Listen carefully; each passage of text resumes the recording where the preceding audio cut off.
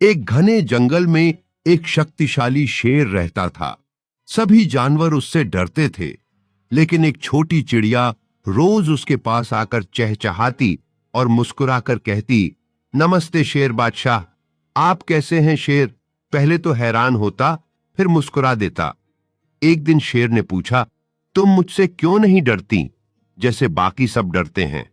चिड़िया बोली, क्योंकि आपका दिल बड़ा है, आप सिर्फ डराते हैं, असल में आप अच्छे हैं।